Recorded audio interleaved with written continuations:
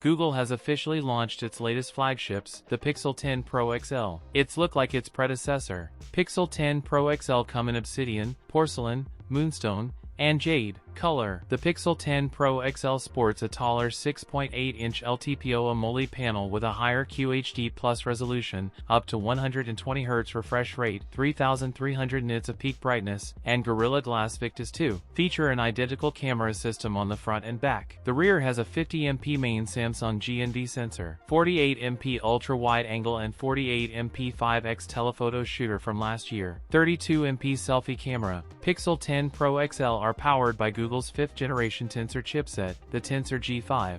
It is paired with 16GB of RAM and the Titan M2 security core processor. You also get a larger 5200 mAh battery pack with 39W wired fast charging and 25W Qi 2 wireless charging support. 16GB plus 256GB, $1,199 US. That's it for today's video. If you enjoyed it, don't forget to like, comment, and subscribe for more content. Thanks for watching, and I'll see you in the next one.